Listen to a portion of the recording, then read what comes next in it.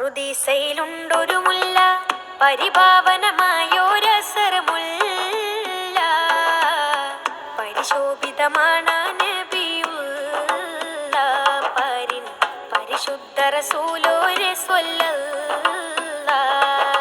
ഹജ്ജ് ഉംറ ചെയ്യാൻ പുറപ്പെടുന്ന ഒരു സ്ത്രീ, ആ സ്ത്രീക്ക് ഹൈല് രക്തസ്രാവം ഉണ്ടായിരുന്നു, ഇപ്പോൾ അത് നിലച്ചിട്ടുണ്ട്. അല്ലെങ്കിൽ നിഫാസുകാരിയായിരുന്നു, ഇപ്പോൾ നിലച്ചിട്ടുണ്ട്. അല്ലെങ്കിൽ ജനാപത്തുകാരനായി, അല്ലെങ്കിൽ ജനാപത്തുകാരിയായി, ഇനി കുളിക്കാനുള്ള തയ്യാറെടുപ്പിലാണ്.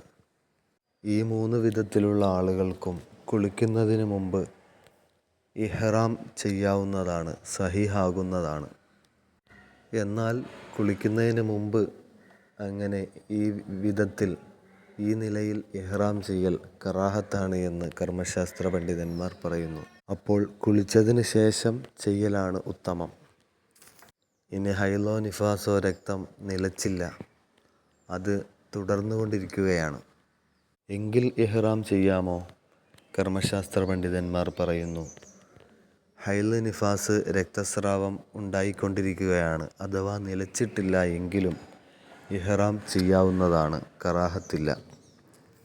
കറാഹത്തില്ല എങ്കിലും ഈ രക്തസ്രാവങ്ങൾ നിലയ്ക്കും വരെ കാത്തിരിക്കാൻ പറ്റുന്ന സാഹചര്യമാണെങ്കിൽ അവിടെ കാത്തിരിക്കുന്നതാണ് ഉത്തമം.